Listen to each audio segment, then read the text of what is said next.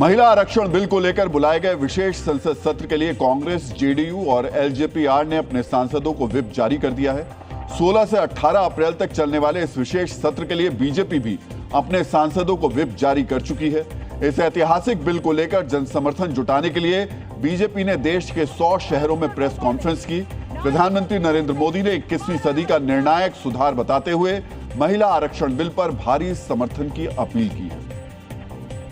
मैं बहुत जिम्मेवारी के साथ कह रहा हूं कि 21वीं सदी के महत्वपूर्ण निर्णयों में से एक महत्वपूर्ण निर्णय ये है, ये निर्णय नारी शक्ति को समर्पित है।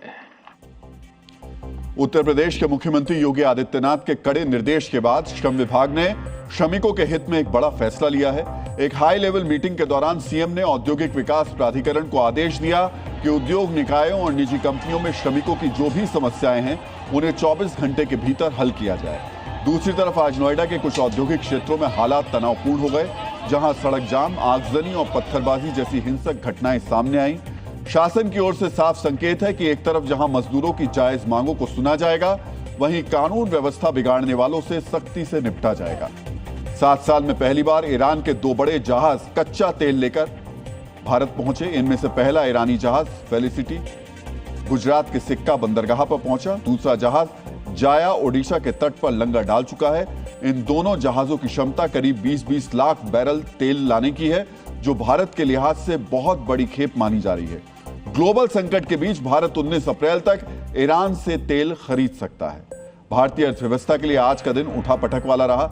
एक तरफ महंगाई के मोर्चे पर अच्छी खबर आई तो दूसरी तरफ बाजार और रुपए में गिरावट आई। खुदरा महंगाई दर बढ़कर 3.4% पर आ गई है। फरवरी में यह 3.21% थी। शेयर बाजार ने भी निवेशकों को झटका दिया और सेंसेक्स करीब 1% तक फिसल गया। सबसे ज्यादा चिंता रुपये की गिरावट को लेकर रही, जो अमेरिकी डॉलर के मुकाबले 56 पैसे टूटकर 93 रुपये 39 पैसे पर बंद हुआ।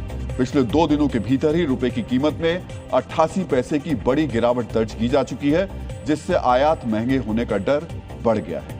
केंद्र सरकार ने अंतर्राष्ट्रीय सीमा पर लगी कटीली बाड़ को जीरो लाइन के पास शिफ्ट करने की प्रक्रिया शुरू कर दी है।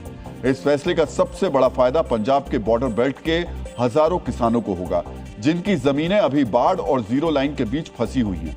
किसानों को खेती करने में भारी सुरक्षा जांच का सामना करना पड़ता था। सुरक्षा एजेंसियां और प्रशासन अब इस शिफ्टिंग की बारीकियों पर काम कर रहे हैं। पवित्र अमरनाथ गुफा में बाबा बर्फानी ने अपने दिव्य स्वरूप में दर्शन दिए। इस बार हिम शिवलिंग अपने पूरे आकार में प्रकट हुए।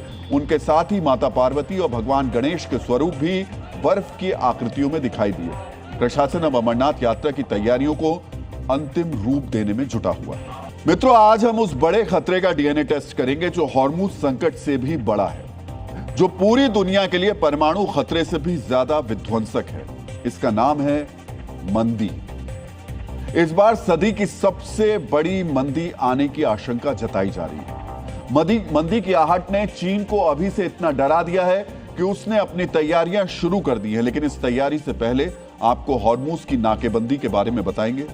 डीएनए मित्रों, पाकिस्तान में अमेरिका और ईरान के बीच शांति वार्ता विफल होने के बाद हॉर्मुज की नाकेबंदी का दूसरा चरण शुरू हो गया। इस बार नाकेबंदी अमेरिका की तरफ से हो रही है। ट्रंप ने ईरान से आने जाने वाले जहाजों को रोकना शुरू कर दिया है। इस नाकेबंदी का असली मकसद चीन की गर्दन दबाना है, क्योंकि चीन ही वो देश है जो हॉर्मुज बंद होने से पहले और उसके बाद भी ईरान से लगातार तेल खरीद रहा है। ये चीन और ईरान दोनों के लिए फायदे की स्थिति थी। एक तरफ चीन को हॉर्मुज बंद होने के बाद भी तेल की सप्लाई मिल रही थी, दूसरी तरफ ईरान को युद्ध लड़ने के लिए चीन से पैसा मिल रहा था। यही वजह है कि अमेरिका ने अब ईरान की सप्लाई चेन को पूरी तरह तोड़ने का फैसला किया है। हॉर्मुज की नाकेबंदी के पीछे उसका असली इरादा चीन तक तेल नहीं पहुंचने देना। यानी चीन जिस तरह चुपके से ईरान को हथियारों की सप्लाई कर रहा है, ठीक उसी तरह अमेरिका भी चुपके से चीन पर शिकंजा कस रहा है। मित्रों, अपने खिलाफ अमेरिका की इस आर्थिक नाकेबंदी के बीच चीन ने अब मान लिया है कि मंदी आने वाली है। अमेरिका के इस कदम से चीन डरा हुआ है। उसे मंदी की चपेट में आने की आशंका सता रही है। यही वजह है कि उसने मंदी के खिलाफ तैयारियां भी शुरू कर दी हैं। आर्थिक मंदी से चीन की निपटने की तैयारी पूरी दुनिया के लिए एक बड़ा संकेत है। दुनिया की दूसरी सबसे बड़ी आर्थिक महाशक्ति चीन की यह तैयारी दिखाती है, बताती है कि युद्ध की वजह से अभी तक मंदी की जो अटकलें लगाई जा रही थी वो अब वास्तविक खतरा बन सकती है। मित्रों, चीन ने आखिर मंदी से निपटने की तैयारियां क्यों शुरू की, यह बताने से पहले आपको जानना चाहिए कि चीन किस तरह की तैयारियों में जुटा है। जो शुरुआती जानकारी है उसके मुताबिक चीन 2008-2009 जैसी मंदी से निपटने में जुट गया है। चीन के सेंट्रल बैंक PBOC ने अपने फाइनेंशियल सिस्टम से 1 ट्रिलियन युआन से ज्यादा कैश निकाला है। पहली बार में 890 अरब युआन निकाले गए, उसके बाद 250 अरब युआन और निकाले गए। यानी अब चीन के कॉमर्शियल बैंकों के पास लोन देने के लिए 1 ट्रिलियन युआन कम रहेगा। यह अचानक लिया गया फैसला था क्योंकि पिछले कई महीनों से चीन का सेंट्रल बैंक कोविड के बाद की मंदी से निपटने के लिए फाइनेंशियल सिस्टम में पैसा बढ़ा रहा था। मित्रों, चीन के ताजा निर्णय के पीछे युद्ध की वजह से तेल की बढ़ती कीमत है। तेल का दाम बढ़ने से चीन में महंगाई का खतरा बढ़ रहा है क्योंकि चीन दुनिया का सबसे बड़ा तेल आयातक है। अगर चीन का सेंट्रल बैंक सिस्टम में बहुत ज्यादा पैसा छोड़ देता तो कर्ज सस्ता और आसान हो जाता। सिस्टम में कम पैसा रहने से कर्ज लेना महंगा होता है, इससे महंगाई नियंत्रण में रहती है। साथ ही आर्थिक संकट आने पर चीन के सेंट्रल बैंक के पास सिस्टम में पैसा डालने की पूरी क्षमता भी होगी। फाइनेंशियल सिस्टम से पैसा निकालने के अलावा चीन ने अपनी तैयारियों के तहत डॉलर आधारित संपत्तियों से अब दूरियां बना ली हैं। चीन में अमेरिकी ट्रेजरी बॉन्ड पिछले 20 वर्षों के सबसे निचले स्तर के करीब पहुंच गया है। मित्रों, चीन के पास अब केवल 694 अरब डॉलर का अमेरिकी ट्रेजरी बॉन्ड है। यह पिछले 20 वर्षों का सबसे निचला स्तर है, जबकि 2013 में चीन के पास 1317 अरब डॉलर का अमेरिकी ट्रेजरी बॉन्ड था। यानी सर्वोच्च स्तर से यह लगभग आधा हो गया है। अमेरिकी बॉन्ड में कमी करके चीन अपनी विदेशी मुद्रा के भंडार को अमेरिका से दूर कर रहा है, वहीं घरेलू अर्थव्यवस्था को मजबूत कर रहा है। चीन को उम्मीद है इससे मंदी का जवाब देने में मदद मिलेगी। मित्रों, चीन एक तरफ अमेरिकी बॉन्ड से अपना पैसा निकाल रहा है, दूसरी तरफ सोने में अपना निवेश बढ़ा रहा है। मार्च के आंकड़ों के मुताबिक चीन के पास 2313 टन सोने का भंडार है। इसकी कीमत 343 अरब डॉलर है। चीन ने पिछले 17 महीने में 300 टन से ज्यादा सोना खरीदा है। वैसे ANZ बैंक का अनुमान है कि चीन का वास्तविक स्वर्ण भंडार 5,500 टन से ज्यादा है। यानी जितने टन की घोषणा की गई उससे दोगुने से ज्यादा। मित्रों, ये 3 प्रमुख कदम चीन ने मंदी से निपटने के लिए उठाए हैं। यानी फाइनेंशियल सिस्टम से 1 ट्रिलियन युआन से ज्यादा पैसा निकालकर अगले संकट के लिए ताकत बचाई गई है। अमेरिकी बॉन्ड से पैसा निकालकर वो डॉलर के जाल से बाहर निकला है और सोने में पैसा लगाकर सुरक्षित संपत्ति की तैयारी की है, जो दुनिया में अनिश्चितता, युद्ध और प्रतिबंधों के समय मददगार। मित्रों, तो चीन ने मंदी से निपटने की तैयारी वैसे ही शुरू नहीं की। उसने अपनी तरफ तेजी से बढ़ती मंदी साफ साफ देखनी भी शुरू कर दी है। अब समझिए, पिछले 35 वर्षों में अपनी सबसे धीमी विकास दर का चीन सामना कर रहा है। मार्च में ईरान युद्ध के बीच चीन सरकार ने अपनी GDP विकास लक्ष्य घटाकर 4.5 से 5% के बीच कर दिया। यह 1991 के बाद सबसे कम है। सोचिए, विकास के मामले में जो स्थिति 2008 की मंदी के दौरान नहीं बनी, उससे भी खराब अनुमान ईरान युद्ध की वजह से है। यह हालात सिर्फ चीन के नहीं होने वाले, बल्कि युद्ध के असर से दुनिया के कई देशों का आर्थिक विकास इसी तरह कम होने वाला है। आपको मंदी के कुछ और बड़े संकेतों के बारे में भी जानना चाहिए। अंतर्राष्ट्रीय मुद्रा कोष यानी IMF ने जनवरी 2026 में अनुमान लगाया था कि दुनिया की GDP में 3.3% की बढ़ोतरी होगी। लेकिन ईरान युद्ध शुरू होने के बाद विश्व बैंक ने कह दिया है कि विकास दर 3% या उससे कम रहेगी। युद्ध लंबे समय तक चलने पर IMF के अनुमान से 1% कम विकास होगा। संयुक्त राष्ट्र व्यापार और विकास सम्मेलन के आकलन के मुताबिक आर्थिक विकास दर 2.7% रहेगी। आर्थिक विकास में कमी आने के ये सभी आकलन शुरुआती हैं। अब युद्ध का दूसरा चरण शुरू होने की आशंका जताई जा रही है। इस तरह आने वाले दिनों में विकास दर के अनुमान में और कमी आएगी। मित्रों, IMF के अनुसार तेल की कीमत में लंबे समय तक 10% बढ़ोतरी से दुनिया में महंगाई लगभग 0.5% बढ़ती है, जबकि विकास में भी कमी आती है। Global financial services company Macquarie की रिपोर्ट के मुताबिक तेल की महंगाई का सबसे बुरा दौर आना अभी बाकी है। मैक्वेरी के मुताबिक अगर जून तक युद्ध नहीं थमा तो कच्चा तेल $200 प्रति बैरल तक पहुंच जाएगा। मैक्वेरी के मुताबिक तेल का दाम $200 तक जाने की आशंका 40% है। ईरान ने युद्ध की शुरुआत से ही यह लक्ष्य रखा है कि कच्चे तेल की कीमत $200 तक किसी भी तरह पहुंच जाए। इसका यह मतलब है कि युद्ध की शुरुआत से पहले की तुलना में तेल का दाम लगभग 3 गुना हो सकता है। $70 से $200 कीमत होने पर महंगाई में 7% से ज्यादा की बढ़ोतरी होगी, जबकि दुनिया का जो विकास है वो 2% कम होगा। इससे आर्थिक मंदी का असर और ज्यादा होगा। मित्रों, युद्ध फिर से शुरू होने की आशंका में आज भी तेल की कीमत में जोरदार बढ़ोतरी हुई। युद्ध विराम के बाद जिस कच्चे तेल का भाव $93 प्रति बैरल हो गया था, वो अब एक बार फिर से $100 के पार चला गया। आज कच्चे तेल के भाव में 7% की बढ़ोतरी हुई और दाम $102 के पार पहुंच गया। यह बढ़ोतरी सिर्फ दोबारा युद्ध शुरू होने की आशंका में हुई है। अगर अमेरिका, इजराइल और ईरान ने मिसाइलों की बौछार शुरू कर दी तो कीमत में और तेजी से बढ़ोतरी होगी। तेल की कीमत में जहां बढ़ोतरी हुई, वहीं शेयर बाजार ने एक बार फिर से गोता लगाया। पिछले हफ्ते युद्ध विराम की उम्मीद में भारत समेत दुनिया भर के शेयर बाजार बढ़े थे, लेकिन आज एक बार फिर शेयर बाजार में गिरावट आई। जापान, दक्षिण कोरिया, हांगकांग, जर्मनी और फ्रांस के बाजार नीचे रहे। अमेरिका का डाउ जोन्स भी 200 पॉइंट से ज्यादा की गिरावट के साथ खुला है। मित्रों, युद्ध विराम से पाकिस्तान के शेयर बाजार में 14,000 पॉइंट्स का जबरदस्त उछाल आया था, लेकिन आज KSE 100 इंडेक्स 6,600 पॉइंट यानी लगभग 4% गिरकर बंद हुआ। इस तरह आज दुनिया में सबसे ज्यादा गिरावट पाकिस्तान के शेयर बाजार में दर्ज की गई है। मित्रों, गिरावट भारतीय शेयर बाजार में भी रही। शुरुआती कारोबार में सेंसेक्स 1600 पॉइंट से ज्यादा गिर गया, लेकिन बाद में बाजार कुछ हद तक संभल गया। आज का कारोबार खत्म होने तक सेंसेक्स 703 पॉइंट गिरकर एक बार फिर 77,000 के नीचे आ गया। निफ्टी में 208 पॉइंट की गिरावट आई और वो 24,000 के नीचे बंद हुआ। इस तरह भारत के निवेशकों को लगभग 6 लाख करोड़ रुपए का नुकसान हुआ। शेयर बाजार में यह गिरावट युद्ध शुरू होने से पहले से चल रही है। युद्ध की शुरुआत के बाद इसमें और भी तेजी आई है। यह भी आर्थिक मंदी का एक संकेत है। शेयर बाजार अक्सर मंदी की शुरुआत से पहले गिरने लगता है, क्योंकि यह भविष्य के अनुमानों को सबसे पहले समझता है। बाजार की गिरावट भविष्य की आर्थिक कमजोरी को पहले से भांपने का एक तरीका है। मित्रों, चीन के अलावा भी दुनिया में ऐसे कई देश हैं जिनके सामने मंदी की समस्या आने वाली है। यूरोप के कई देशों में मंदी की आशंका जताई जा रही है। इनमें जर्मनी, ब्रिटेन और इटली जैसे अमीर देश भी शामिल हैं। ये देश यूरोप की बड़ी अर्थव्यवस्था हैं। अगर यहां मंदी आई तो दुनिया के दूसरे देशों तक फैलने में बिल्कुल भी देरी नहीं लगेगी। ईरान वॉर से अरब के देशों को सबसे ज्यादा आर्थिक नुकसान हुआ है।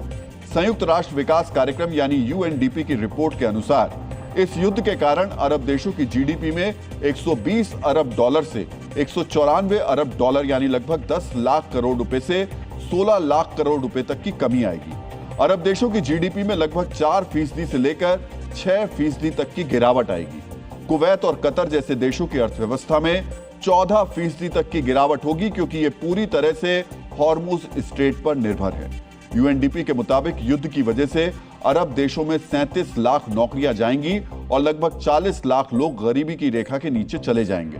मित्रों, इन देशों में लाखों भारतीय रहते हैं जो वहां नौकरी करते हैं। वहां की अर्थव्यवस्था पर असर पड़ेगा तो हमारे देश के लोगों पर भी इसका असर होगा। युद्ध की वजह से मिडिल ईस्ट के टूरिज्म सेक्टर को प्रतिदिन करीब 60 करोड़ डॉलर यानी लगभग 5,500 करोड़ रुपए का नुकसान हो रहा है। सोचिए, ये सिर्फ 4 हफ्तों के युद्ध का अनुमान है, जबकि युद्ध के लगभग 6 हफ्ते बीत चुके हैं। इनमें भी सबसे ज्यादा नुकसान UAE, कतर और कुवैत जैसे देशों को होगा, जो दुनिया के सबसे समृद्ध देशों में गिने जाते हैं। Economic advisory firm Oxford economics के मुताबिक 2026 में खाड़ी देशों की विकास दर नेगेटिव में चली जाएगी, यानी इन देशों में मंदी का खतरा सबसे ज्यादा है। समझ रहे हैं आप? जो देश पेट्रोल डॉलर की कमाई से मालामाल रहते थे, उन्हें इस युद्ध ने मंदी के दरवाजे पर लाकर खड़ा कर दिया। मंदी की आशंका से अमेरिका भी नहीं बचा है। बिना सोचे समझे लड़ाई शुरू करने के बाद ट्रंप इससे अमेरिका को बाहर निकालने में नाकाम रहे हैं। वहीं दूसरी तरफ अमेरिका में मंदी की आशंका लगातार बढ़ती जा रही है। क्रेडिट रेटिंग एजेंसी मूडीज के मुताबिक तेल के दाम में बढ़ोतरी की वजह से अगले 1 साल में अमेरिका में मंदी की आशंका 49% है। वहीं गोल्डमैन सैक्स के मुताबिक ईरान युद्ध के बाद अमेरिका में मंदी की आशंका 30% है, जबकि युद्ध से पहले मंदी की आशंका 25% थी। यानी दुनिया को युद्ध की आंख में झोंकने वाले ट्रंप अमेरिका को भी आर्थिक मंदी की तरफ ले गए हैं। वैसे भी हर बड़े तेल संकट के बाद अमेरिका में मंदी आने का ट्रेंड रहा है। 1973, 1979 और 1990 के तेल संकट के बाद अमेरिका में मंदी आ चुकी है। मंदी की आशंका को लेकर दुनिया के देशों को दो अलग अलग कैटेगरी में बांट सकते हैं। हाई रिस्क यानी सबसे ज्यादा मंदी की आशंका वाले देशों में जर्मनी, फ्रांस, इटली, जापान और दक्षिण कोरिया हैं। ये सभी देश आर्थिक रूप से काफी मजबूत हैं। ये युद्ध में भी शामिल नहीं है, लेकिन इसके बावजूद इनके यहां मंदी दस्तक देने वाली है। मॉडरेट हाई रिस्क यानी ज्यादा आशंका वाले देशों में अमेरिका, ब्रिटेन, थाईलैंड, फिलीपींस और वियतनाम जैसे देश हैं। यहां आपको दुनिया में मंदी की आशंका भी जाननी चाहिए। जेपी मॉर्गन के मुताबिक दुनिया में मंदी की आशंका 40% है, जबकि ब्लूमबर्ग के मुताबिक यह आंकड़ा 30% है। मित्रों, भारत भी दुनिया की अर्थव्यवस्था से जुड़ा हुआ है। भारत कच्चे तेल और गैस के आयात के मामले में खाड़ी देशों पर बहुत ज्यादा निर्भर है। अगर दुनिया की बड़ी इकोनॉमी मंदी की चपेट में आती है तो भारत भी इससे अछूता नहीं रह सकता। मूडीज ने 2026-27 के लिए भारत की विकास दर कम कर दी है। पहले 6.8% का अनुमान लगाया गया था, जिसे अब घटाकर 6% कर दिया गया है। दूसरी तरफ महंगाई का अनुमान बढ़ाकर दोगुना कर दिया गया है। पिछले साल के 2.4 की तुलना में मौजूदा वित्त वर्ष में 4.8% का अनुमान लगाया गया है। मित्रों, युद्ध का असर भारत में महंगाई के आंकड़े पर दिखने भी लगा है। आज आए आंकड़ों के मुताबिक मार्च में रिटेल महंगाई बढ़कर 3.4% पहुंच गई है, जबकि इससे पहले फरवरी में यह 3.21% थी। महंगाई बढ़ने की सबसे बड़ी वजह खाने पीने की चीजों के दामों का बढ़ना है। फूड इन्फ्लेशन यानी खाने पीने के सामानों की महंगाई मार्च में बढ़कर 3.87% पर पहुंच गई। फरवरी में यह आंकड़ा 3.47% था। यह स्थिति उस वक्त है जब भारत में पेट्रोल डीजल के दाम में बढ़ोतरी नहीं हुई। डीएनए मित्रों, जब हम मंदी की बात कर रहे हैं तो आपको उस आखिरी आर्थिक मंदी के बारे में भी पता होना चाहिए जिसका दुनिया ने सामना किया था। आपको पता होना चाहिए मंदी कैसे दुनिया बदल देती है, किस तरह और कितनी तेजी से वो दुनिया की सीमाओं को तोड़कर आपकी जेब, आपके रोजगार तक पहुंच जाती है। वो आर्थिक मंदी 2008-2009 में आई थी। इसे 1930 के बाद का सबसे बड़ा आर्थिक संकट कहा जाता है। आप में से कई लोग ऐसे होंगे जिन्होंने इस मंदी का सामना किया होगा। कई मित्र ऐसे भी होंगे जिन्होंने उस मंदी का प्रत्यक्ष अनुभव भी किया होगा।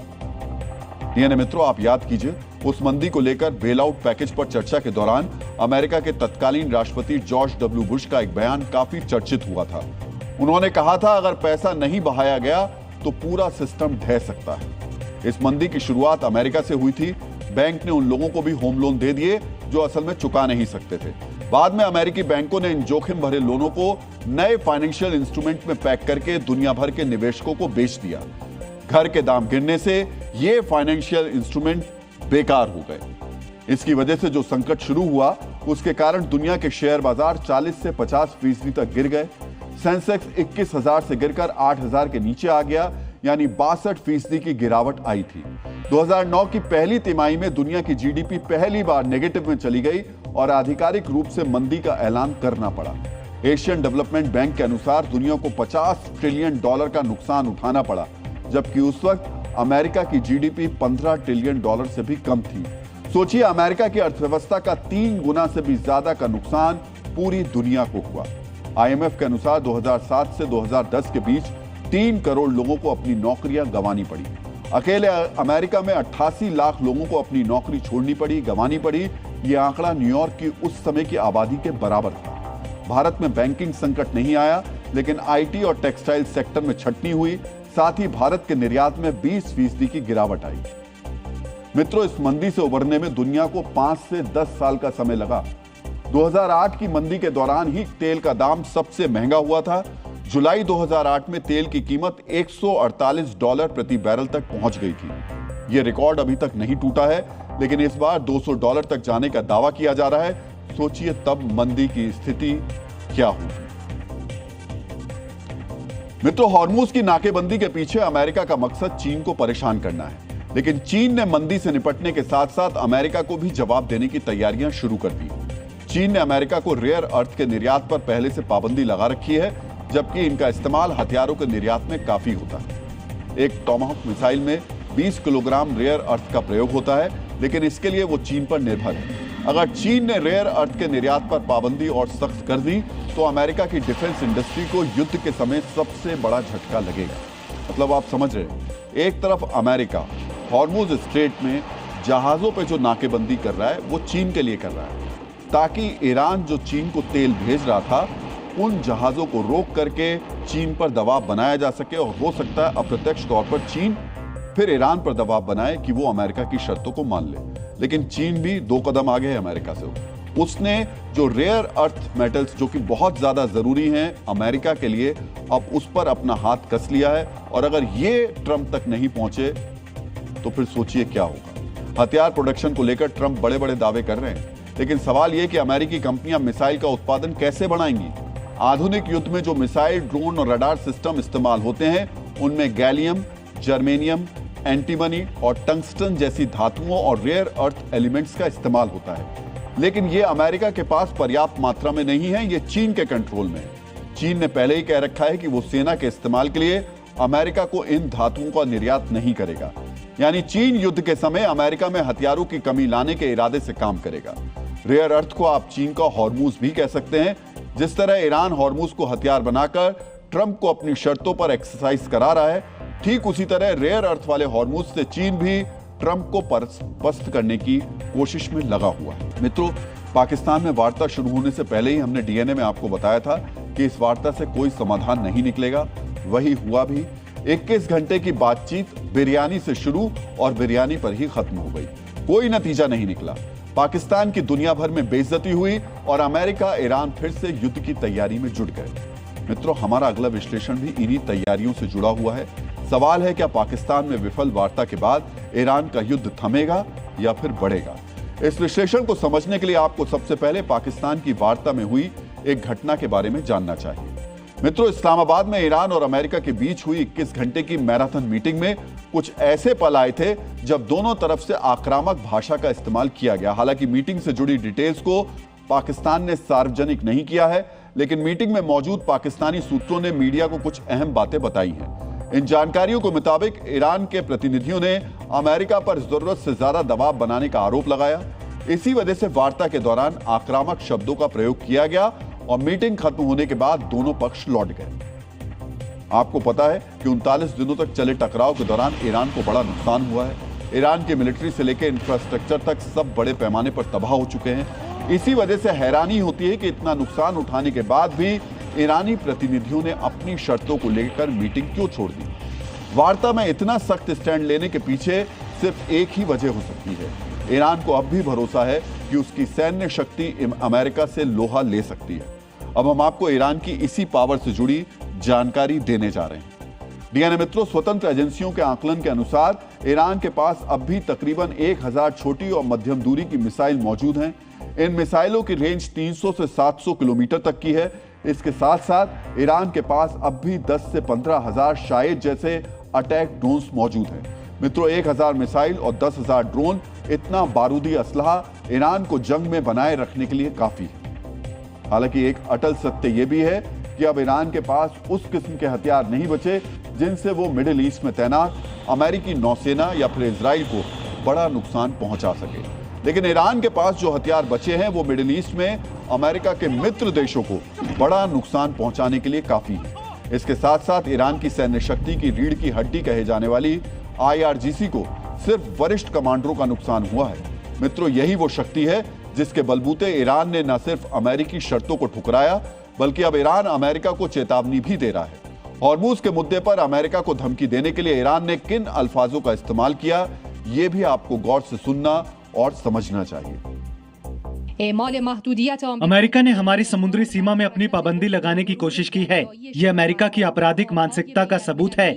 ईरान की सेना ये साफ कर देना चाहती है, अगर मिडिल ईस्ट में हमारे बंदरगाहों पर खतरा मंडराया तो दुनिया के इस हिस्से में कोई भी बंदरगाह सुरक्षित नहीं रहेगा। मित्रों, हमने आपको बताया था कि ट्रंप ने हॉर्मुज की नाकेबंदी शुरू कर दी है। ट्रंप के हॉर्मुज वाले दाव पर ईरान से आया जवाब बताता है कि अगले युद्ध से ईरान को परहेज नहीं है। ट्रंप कह रहे हैं कि वो हॉर्मुज से ना तो ईरान के जहाजों को निकलने देंगे और ना ही उन जहाजों को जिन्होंने ईरान को टोल यानी पैसा दिया है। अब बड़ा सवाल ये कि ट्रंप ये सब कैसे करेंगे। क्या वो हॉर्मुज के रास्ते निकले उन जहाजों से टोल वसूल सकते हैं जिन्हें ईरान ने जाने की अनुमति दी है? मित्रों, ईरान पहले ही बता चुका है वो टोल यानी हॉर्मुज से गुजरने का पैसा क्रिप्टो करेंसी में लेता है। यहां आपको जानना चाहिए कि क्रिप्टो करेंसी में किसका पैसा किसके पास गया, यह पता करने का कोई जरिया नहीं है। तो ट्रंप कैसे पता करेंगे कि ईरान को किस जहाज या किस सरकार से कितना पैसा मिला है? अगर जानकारी नहीं होगी तो अमेरिकी नौसेना किस आधार पर हॉर्मुज से निकलते जहाजों को रोकेगी? मित्रों, ऐसा नहीं है कि इन चुनौतियों के बारे में ट्रंप या उनके सलाहकारों को नहीं पता होगा। इसी वजह से यह माना जा रहा है कि हॉर्मुज की घेराबंदी वाले प्लान का मकसद टोल देने वाले जहाजों को रोकना नहीं बल्कि ईरान पर दबाव बढ़ाना है। समुद्र का मोर्चा कितना अहम होता है यह समझने के लिए आपको छत्रपति शिवाजी महाराज के विचारों को ध्यान से समझना चाहिए। मित्रों, शिवाजी महाराज के इस सिद्धांत को कहा जाता है जलमेव यस्य बलमेव तस्य। इसका अर्थ है जिसका जल यानी समुद्र पर नियंत्रण है, शक्ति उसी व्यक्ति या पक्ष के पास है। मित्रों, शिवाजी महाराज के इस सिद्धांत को आज भी भारतीय नौसेना का मार्गदर्शक सिद्धांत माना जाता है। हॉर्मुज की मोर्चाबंदी से ट्रंप और अमेरिकी सैन्य कमांडर एक तीर से दो शिकार करना चाहते हैं। घेराबंदी के जरिए वो ईरान पर दबाव बढ़ाना चाहते हैं और दूसरे प्लान में अमेरिकी सेना अपने नौसैनिक संसाधनों को ईरान के इतना करीब ले आएगी कि वो जब चाहे समुद्र से ईरान की धरती पर हमला कर पाए। इस खतरे का आभास ईरान को भी है। इसी वजह से ईरान ने आज हॉर्मुज के नजदीक एक बड़ा कदम उठाया। आपको भी हॉर्मुज में हुई नई हलचल को बेहद ध्यान से देखना चाहिए। मित्रों, ट्रंप की घेराबंदी का ऐलान होते ही अमेरिकी नौसेना के दो जहाज हॉर्मुज के नजदीक पहुंच गए। ईरान की नेवी की मिसाइल बोट्स यानी मिसाइल दागने वाली नाव ने इन दो जहाजों का सामना किया और दोनों को पीछे लौटने के लिए कहा। तकरीबन 30 मिनट तक समुद्र में दोनों देशों की नौसेनाएं आमने सामने रही और फिर अमेरिकी जहाजों को वापस लौटना पड़ा। इससे पहले ईरान ने एक पाकिस्तानी जहाज को भी हॉर्मुज से पीछे हटने के लिए कहा था। ईरान और अमेरिका जो कदम उठा रहे हैं वो यही संकेत देते हैं कि युद्ध खत्म होने से ज्यादा युद्ध की विभीषिका बढ़ने के आसार हैं। इसी वजह से अब तक ईरान से दूर रहने वाले यूरोपीय देशों ने इस संकट के समाधान की तरफ कदम बढ़ाए हैं। ब्रिटेन और फ्रांस जैसे देशों ने हॉर्मुज के लिए क्या प्लान बनाया है ये भी आपको बेहद गौर से देखना और समझना चाहिए। मित्रों, फ्रांस और ब्रिटेन ने ऐलान किया है कि यूरोपीय देशों के बीच एक नौसैनिक गठबंधन बनाने पर सहमति बन गई है। इस गठबंधन का मकसद हॉर्मुज से व्यापारिक जहाजों को सुरक्षित रास्ता देना होगा। ब्रिटिश प्रधानमंत्री कीर स्टारमर का दावा है कि नेटो के सदस्य समेत कुल 40 देशों से इस सैन्य गठबंधन को लेकर बात की गई है। हालांकि ब्रिटेन और फ्रांस ने यह साफ कर दिया है कि इस गठबंधन का मकसद सिर्फ व्यापारिक जहाजों की सुरक्षा होगी। इस प्लान को बेहतर तरीके से समझने के लिए आपको ब्रिटिश पीएम स्टारमर का बयान ध्यान से सुनना चाहिए।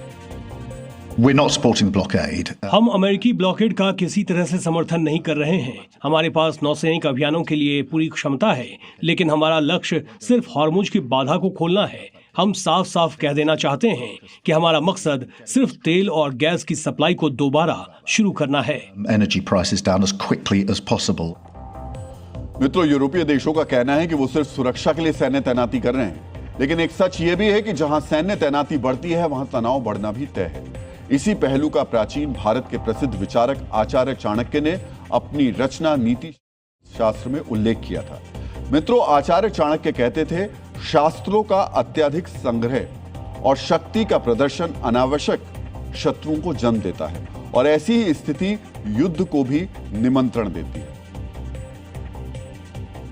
तो मित्रों, जो यूरोपीय देश अपने स्तर पर तेल और गैस की सप्लाई सुनिश्चित करने की कोशिश कर रहे हैं और युद्ध के बादल हर दिन के साथ और भी गहरे होते जा रहे हैं, इस सब के बीच एक ऐसी शख्सियत की एंट्री हुई है जो ईरान का दोस्त है और अमेरिका के लिए दुश्मन है, लेकिन उसका दावा है कि वो अमेरिका और ईरान के बीच सीज फायर कराएगा। इस शख्सियत का नाम रूस के राष्ट्रपति व्लादिमीर पुतिन। मित्रों, पाकिस्तान में बातचीत नाकाम होने के ठीक बाद व्लादिमीर पुतिन और ईरान के राष्ट्रपति मसूद पेजेश्कियन के बीच बातचीत हुई थी। इस बातचीत में पुतिन ने मध्यस्थता कराने का प्रस्ताव सामने रखा था। पुतिन ने ईरान को बताया था कि उनके पास एक ऐसा कूटनीतिक प्लान है जिसके आधार पर की गई बातचीत से युद्ध का समाधान निकल सकता है। इसे विडंबना नहीं तो फिर और क्या कहेंगे। जो रूस खुद 4 साल से यूक्रेन के साथ युद्ध कर रहा है, जो रूस खुद यूक्रेन और अपने तनाव का समाधान नहीं निकाल पा रहा है, वो ईरान के युद्ध में मध्यस्थता कराने का प्रस्ताव सामने रख रहा है। पुतिन का यह प्रस्ताव एक बड़ा सवाल भी खड़ा करता है। सवाल यह कि आखिर ईरान का युद्ध रोकने में पुतिन को क्या फायदा है। इस युद्ध की वजह से रूस का तेल निर्यात बढ़ा है। रूस ने जितना तेल पिछले पूरे साल में बेचा था, उसका 10% रूस ईरान युद्ध के 39 दिनों में बेच चुका है। अगर ईरान का युद्ध खत्म हुआ तो रूसी तेल की डिमांड कम हो जाएगी। फिर पुतिन युद्ध विराम क्यों कराना चाहते हैं? इस सवाल का ठोस जवाब समझने के लिए आपको पुतिन के प्रवक्ता दिमित्री पेस्कोव का बयान ध्यान से सुनना चाहिए। राष्ट्रपति पुतिन का प्रस्ताव ईरान और अमेरिका को भेज दिया गया है। हम ईरान के संवर्धित यूरेनियम को अपने पास रखने को तैयार हैं। मित्रों, ईरान का संवर्धित यूरेनियम ही वो वजह है जिसके चलते पुतिन ने ईरान और अमेरिका के बीच मध्यस्थता का प्रस्ताव रखा है। पुतिन ने इस प्लान को बनाने में किन बारीकियों का ध्यान रखा, यह भी समझना जरूरी है। युद्ध के दौरान ईरान को रूस से लगातार मदद और समर्थन मिला है। इस नाते रूस को यूरेनियम सौंपने से ईरान को घरेलू विरोध का सामना नहीं करना पड़ेगा। दूसरी तरफ पुतिन उस काम को पूरा कर पाएंगे जिसका दम ट्रंप ने भरा था, यानी ईरान के यूरेनियम की कस्टडी लेना। इस तरह वैश्विक राजनीति में पुतिन का कद ट्रंप से काफी ऊंचा हो जाएगा। दुनिया जिस तेल संकट से जूझ रही है, उसके समाधान का क्रेडिट भी पुतिन को मिलेगा। दुनिया में ना तो कोई किसी का स्थायी मित्र होता है और ना ही स्थायी दुश्मन। फायदे और मतलब से जुड़े इन्हीं रिश्तों को लेकर फ्रांस के पूर्व राष्ट्रपति चार्ल्स डी गॉल ने एक महत्वपूर्ण बात कही थी। मित्रों, डी गॉल मानते थे कि दुनिया में किसी भी बड़े देश के लिए सिर्फ हित ही स्थायी होते हैं। अगर हित सध जाए तो सामने वाला मित्र बन जाता है, अगर हितों को आंच आए तो वही किरदार शत्रु बन जाता है। पहले पाकिस्तान ने अपने हित साधने के लिए युद्ध विराम की नाकाम कोशिश की। अब पुतिन अपने हित साधने के लिए प्रस्ताव भेज चुके हैं। हालांकि पाकिस्तान में बातचीत का जो हश्र हुआ और बातचीत के बाद जिस तरह ईरान और अमेरिका ने जंगी तैयारियों के संकेत दिए, उसे देखकर यह नहीं लगता कि पुतिन का युद्ध विराम वाला प्रस्ताव कोई बड़ा बदलाव या समाधान कर पाएगा। मित्रों, सिर्फ हालात ही नहीं बल्कि सट्टा बाजार भी इस जल्द युद्ध के समाधान पर यकीन नहीं कर पा रहा। इसी तथ्य को समझने के लिए आपको अमेरिकी सट्टा बाजार यानी पॉली मार्केट के ट्रेंड देखने चाहिए। मित्रों, अमेरिका और ईरान के युद्ध को लेकर पॉली मार्केट में 2 सट्टे चल रहे हैं। पहले सट्टे में युद्ध खत्म होने की तारीख 30 जून मानी गई है। 30 जून को लेकर आज के दिन 25 करोड़ रुपए का सट्टा लगा हुआ है। दूसरे सट्टे में युद्ध विराम की तारीख 31 दिसंबर मानी गई है। इस तारीख पर आज के दिन करीब 17 करोड़ रुपए का सट्टा लगा हुआ है। मित्रों, ना तो सट्टा बाजार, ना ही तनाव से भरे हालात और ना ही युद्ध में शामिल किरदार, कोई भी यह संकेत नहीं दे रहा कि इस युद्ध का अंत जल्द हो सकता है। अमेरिका के ही प्रसिद्ध डिप्लोमेट हेनरी किसिंजर ने कहा है, मध्यस्थता के लिए न केवल तटस्थता बल्कि स्थिरता और शक्ति की अनुभूति भी आवश्यक है। पुतिन पर अमेरिका और यूरोप के लोगों को भरोसा नहीं होगा और ट्रंप की चापलूसी करने वाले पाकिस्तान की हालत आप लोगों ने देख ही ली है। दुनिया भी अच्छी तरह जानती है कि कठपुतली देश में हुई बातचीत का वही परिणाम हुआ जो होना था। लेकिन हमारे देश के अंदर पाकिस्तान प्रेम के वायरस से संक्रमित कुछ ऐसे लोग हैं जो ये मानने के लिए तैयार नहीं हैं। वो इस बात से बहुत अधिक आहत हैं कि पाकिस्तान की सरजमी पर हुई वार्ता फेल क्यों हो गई, और अगर फेल हुई तो भारतीय मीडिया यानी हम जैसे लोग इस बात को इस तरीके से पेश क्यों कर रहे हैं जिससे पाकिस्तान की बेइज्जती हो रही है।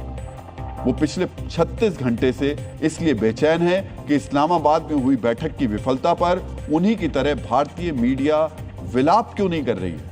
पाकिस्तान की जगहसाई से परेशान शहबाज मुनीर के वैचारिक समर्थकों की कुंठा भारतीय मीडिया पर निकल रही है। इसलिए पाकिस्तान प्रेमी क्लब के ऐसे ही व्याकुल सदस्यों की अब हम वैचारिक मरम्मत करेंगे। मित्रों, लगभग 55 साल बाद बड़े वैश्विक तनाव के बीच पाकिस्तान एक औपचारिक मध्यस्थ बना।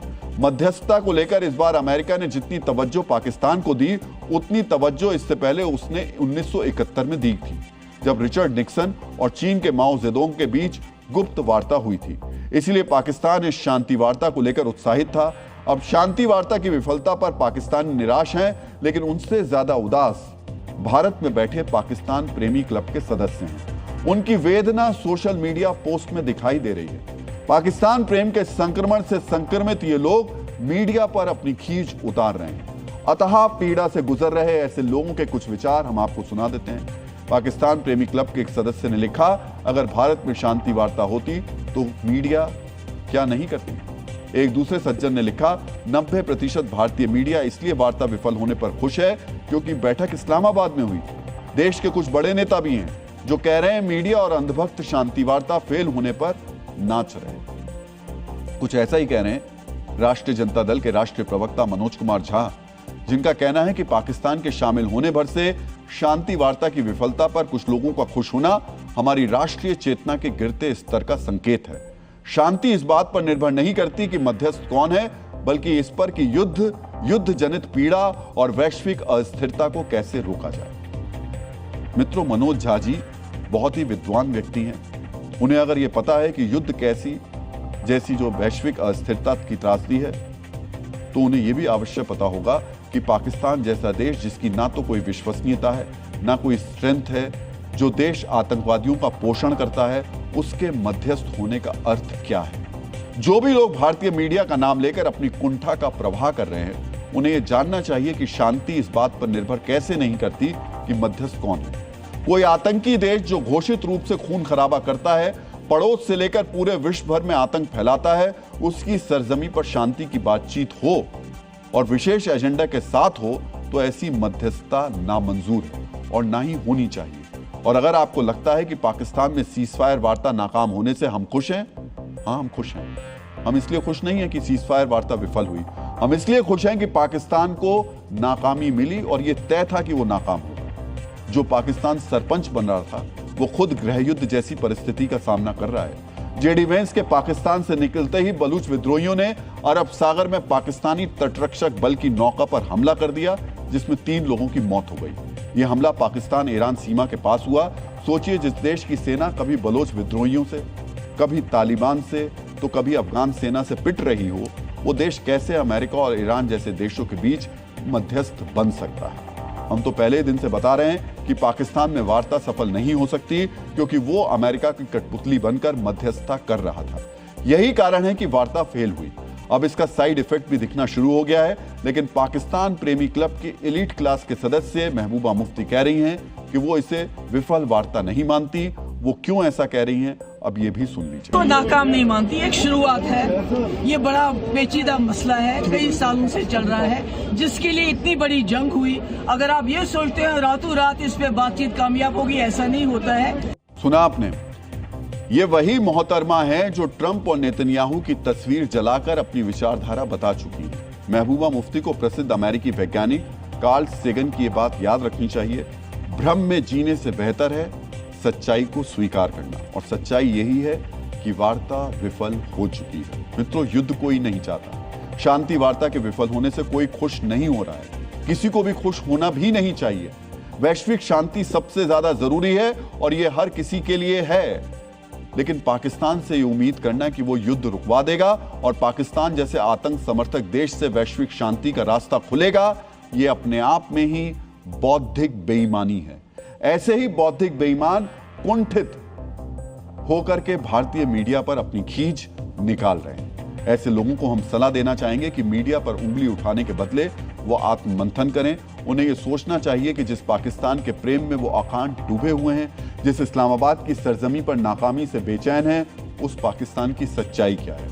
आंख पर लगे पर्दे को हटाएंगे तो उन्हें पाकिस्तान की असली सच्चाई भी दिखेगी और यह भी पता चलेगा कि भारतीय मीडिया वार्ता की विफलता पर खुश नहीं है, बल्कि खुश इसलिए है क्योंकि एक आतंकवादी देश अगर शांति वार्ता कराने लगेगा तो फिर शांति का ही क्या अर्थ रह जाएगा। जिस तरह पाकिस्तान के प्रेम में कुछ लोग भारत में बैठकर भारतीय मीडिया के खिलाफ प्रोपेगेंडा फैला रहे हैं, उसी तरह कुछ लोग हिंदू देवी देवताओं और मंदिरों को लेकर विषैला दुष्प्रचार कर रहे हैं।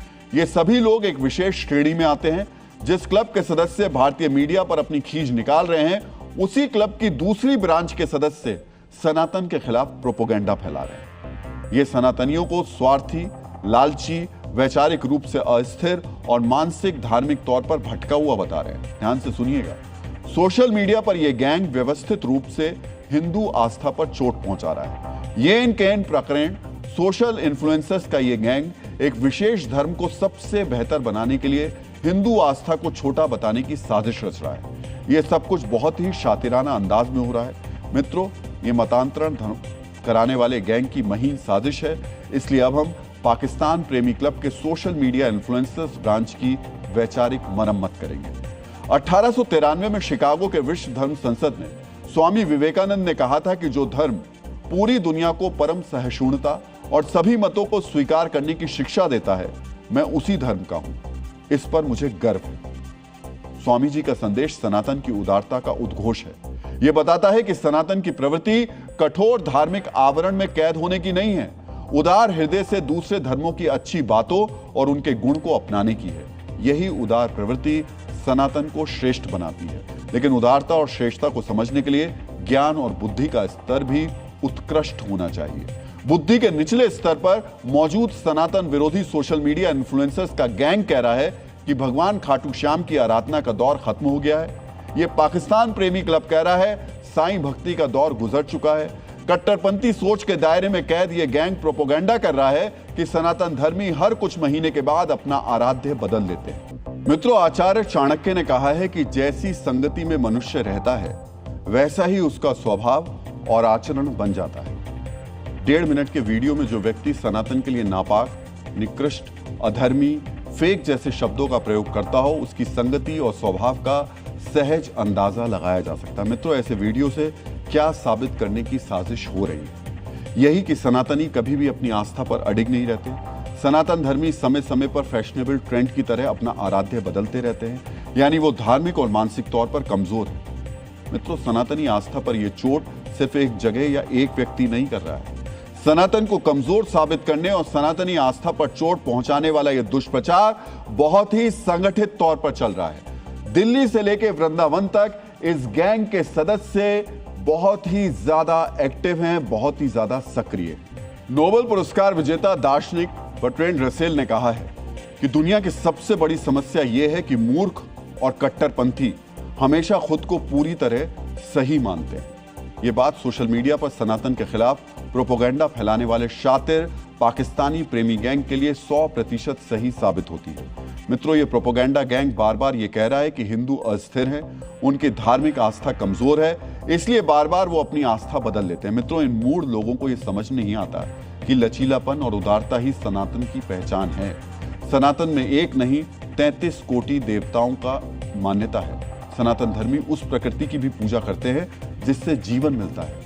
जल, वायु, आकाश, सूर्य जो मानवता के आधार हैं, सनातन धर्मी उन्हें भी पूजते हैं। अपने कट्टरपंथ के दायरे में कैद इन प्रोपोगेंडावादियों को यह उदार विचार समझ में नहीं आता कि सनातन बांधता नहीं है, मुक्त करता है, क्योंकि मुक्त हृदय व्यक्ति बहते हुए पानी की तरह होता है। मित्रों, जैसे कि रोजाना की बातचीत में कहा जाता है, बहता हुआ पानी अपने अंदर सब कुछ समाहित करता है, लेकिन स्थिर जल सड़ जाता है।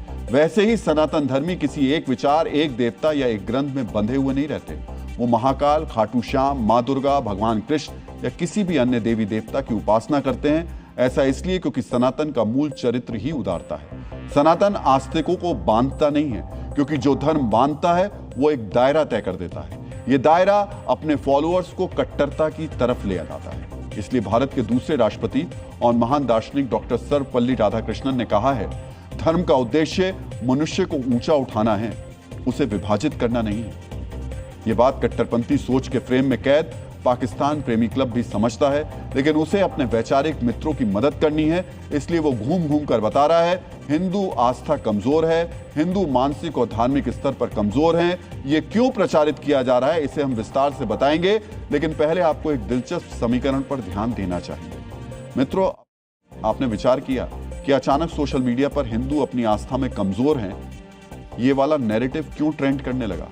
जब नासिक में कॉर्पोरेट धर्मांतरण वाले नेटवर्क के पाप की चर्चा हो रही थी, उसी समय हिंदू आस्था कमजोर है वाला नैरेटिव क्यों गढ़ा गया? समझिए, क्योंकि नासिक में कॉर्पोरेट धर्मांतरण वाले पाप से ध्यान भटकाना था। यह बताना था कि हिंदू आस्था कमजोर होती है, इसीलिए धर्मांतरण होता है। मित्रों, आज आपको नासिक के कॉर्पोरेट धर्मांतरण गैंग के खिलाफ चले ऑपरेशन के बारे में भी एक नई जानकारी दे देते हैं। नासिक में एक बड़ी आईटी कंपनी के बीपीओ में कॉर्पोरेट धर्मांतरण का पाप साल 2022 से चल रहा था। 7 महिला पुलिसकर्मियों ने इस बीपीओ में पहले काम किया। उसके बाद कॉर्पोरेट धर्मांतरण गैंग का पर्दाफाश हुआ। बीपीओ में काम करने वाली एक महिला का पहनावा अचानक बदल गया। वो रमजान में रोजा रखने लगी। महिला के सनातनी परिवार को शक हुआ। परिवार ने पूछा तो उसने ऑफिस में चल रहे कॉर्पोरेट धर्मांतरण गैंग की सच्चाई बताई। परिवार ने शिकायत दर्ज कराई, लेकिन पुलिस के पास अब भी सबूत नहीं थे। ऐसे में एक वरिष्ठ पुलिस अधिकारी ने 7 महिला पुलिसकर्मियों की टीम बनाकर उन्हें कंपनी में नौकरी दिलाने की योजना बनाई। पहचान बदलकर महिला पुलिसकर्मियों ने बीपीओ में नौकरी के लिए आवेदन किया। उन्हें तत्काल नौकरी मिल भी गई। बीपीओ में काम करते हुए महिला पुलिसकर्मियों ने कॉर्पोरेट धर्मांतरण गैंग के संदिग्धों के खिलाफ सबूत जुटाए, 40 से ज्यादा सीसीटीवी कैमरों की फुटेज जुटाई। जब पुख्ता सबूत पुलिस के हाथ लग गए तब आरोपियों की गिरफ्तारी की गई। मित्रों, जानते हैं हिंदू आस्था को कमजोर बताने वाले और कॉर्पोरेट धर्मांतरण का गैंग चलाने वालों में क्या समानता है। दोनों की मॉडस ऑपरेंडी यानी काम करने का तरीका एक जैसा है। बहुत गौर से समझिएगा। धर्मांतरण का कॉर्पोरेट गैंग चलाने वाले पीड़ितों से कहते थे कि जब भगवान हनुमान बंदर थे तो उनकी मां मनुष्य कैसे हुई। यानी वो बताना चाहते थे तुम्हारी आस्था तर्क संगत नहीं है। यही बात सोशल मीडिया इन्फ्लुएंसर्स का गैंग भी कह रहा है। कॉर्पोरेट धर्मांतरण गैंग चलाने वाले कहते थे जब पार्वती जी को पता है कि गणेश हमारा बेटा है तो शंकर जी को क्यों नहीं पता था। यानी वो बता रहे थे कि सनातन धर्म तर्क संगत नहीं है। सोशल मीडिया इन्फ्लुएंसर्स का गैंग भी यही साबित करना चाहता है। कॉर्पोरेट धर्मांतरण गैंग पीड़ित हिंदुओं से कहता था तुम्हारे तो सारे भगवान दिखते हैं, जो दिखता है वो भगवान कैसे हो सकता है। इन्हीं कुतर्कों से कॉर्पोरेट धर्मांतरण गैंग पीड़ित हिंदू कर्मचारियों का ब्रेन वॉश करता था, उन्हें धार्मिक और वैचारिक तौर पर कमजोर साबित कर धर्मांतरण कराता था। यही काम पाकिस्तान परस्त सोशल मीडिया इन्फ्लुएंसर्स का क्लब भी कर रहा है। वो भी यही बता रहा है कि हिंदू आस्था कमजोर है, ये फैशन के ट्रेंड की तरह अपना भगवान बदल लेते हैं। मित्रों समझिए, यहां संदेश दिया जा रहा है जिनकी आस्था मजबूत है वहां चले जाओ, यानी धर्मांतरण कर लो। यही काम नासिक में सीधे सीधे कॉर्पोरेट धर्मांतरण गैंग कर रहा था। फर्क सिर्फ इतना है कि कॉर्पोरेट धर्मांतरण गैंग सीधे धर्मांतरण करा रहा था, जबकि सोशल मीडिया इन्फ्लुएंसर्स का गैंग धर्मांतरण के लिए उकसा रहा है। लेकिन इन्हें यह भी समझना चाहिए, ये सनातन धर्मियों को जहां पहुंचने की बात कह रहे हैं, वहां जो लोग पहुंचे हैं वो भी धर्म बदलकर ही पहुंचे हैं। उनका इतिहास भी सनातन से ही जुड़ता है। मित्रों, गुरुदेव रविंद्रनाथ ठाकुर ने कहा कि सच्चा धर्म मनुष्य को स्वतंत्र और उदार बनाता है। मित्रों, हम सभी जानते हैं पाकिस्तान प्रेमी गैंग का उदारता से दूर दूर तक कोई नाता नहीं है। जैसे मेंढक एक कुएं का एक पूरा संसार समझता है, वैसे ही पाकिस्तान प्रेमी गैंग अपनी संकीर्ण और एक दायरे में बंधे विचारों को ही सब कुछ समझता है। सोचिए, जिनके लिए एक घेरे में कैद रहना ही सबसे उत्तम व्यवस्था हो, भला वैचारिक और धार्मिक स्वतंत्रता का महत्व वो कैसे समझेंगे। मित्रों, सोशल मीडिया इन्फ्लुएंसर्स का पाकिस्तान प्रेमी गैंग जो अफवाह फैला रहा है, आज हमने उसका फैक्ट चेक भी किया। कहीं का वीडियो और कहीं के विचार जोड़कर सनातनी आस्था को कमजोर साबित करने का जो नैरेटिव खड़ा किया जा रहा है, उस फर्जीवाड़े को समझने के लिए हम एक आंकड़ा आपसे शेयर कर रहे हैं। वाराणसी में बाबा विश्वनाथ के दर्शन के लिए 2019 में करीब 2 करोड़ श्रद्धालु पहुंचे। 2025 में करीब 15 करोड़ श्रद्धालु पहुंचे, यानी करीब 700% श्रद्धालु बढ़ गए। अयोध्या में 2019 में 2 करोड़ श्रद्धालु पहुंचे, 2025 में 30 करोड़ श्रद्धालु पहुंचे, करीब 1000% ज्यादा।